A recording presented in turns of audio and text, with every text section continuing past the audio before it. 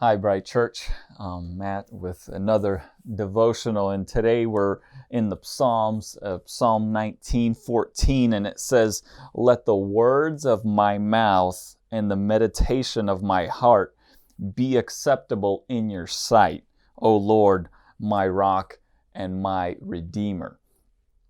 So David is writing this psalm, and he's talking about God and his law and his power and how good it is to fear God, that the righteous people fear God. And as he's closing the psalm, the last verse, he says, you know, real godliness is actually watching my mouth and watching my thoughts. That's where it all starts. And I think if we look at the first point is our mouth.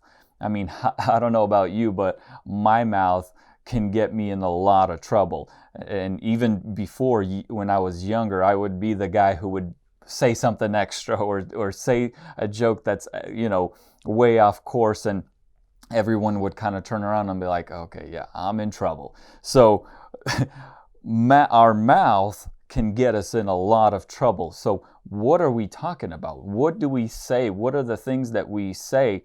And are they pleasing to God? And not only our mouth, but our thoughts as well. What do we spend time thinking about? What do we dwell on? And he uses this in an interesting sentence. He says, the meditation of our heart, meaning our thoughts are a meditation of our heart.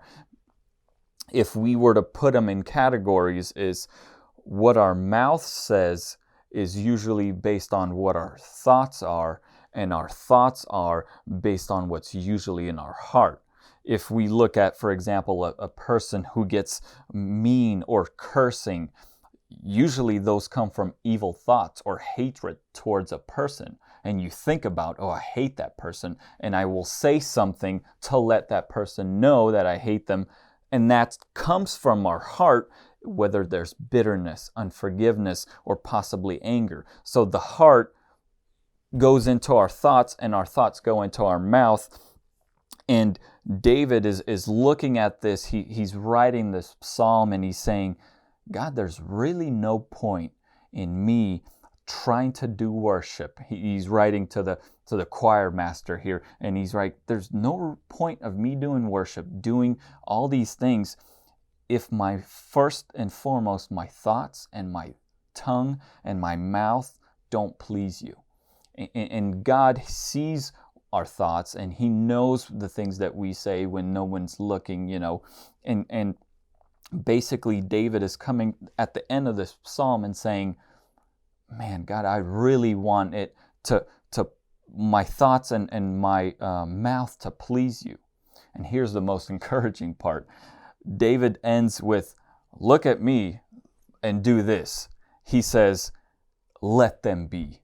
Let my thoughts and my mouth be pleasing to you. Meaning, in another version, it says, I hope that my thoughts and my mouth pleases you. Or my prayer is that my mouth and my thoughts please you.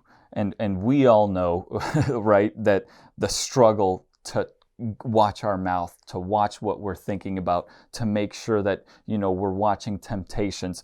And so did David.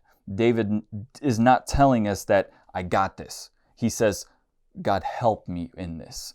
Help my thoughts and help my mouth be pleasing to you.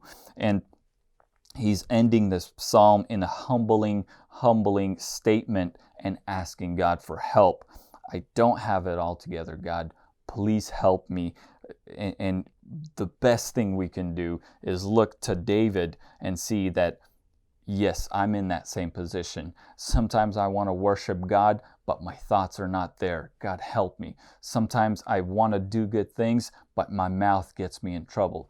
God, help me. And I think the daily decision to honor God with our words, with our thoughts, is, I think, the prayer that we can all pray early in the morning, like David would write this psalm.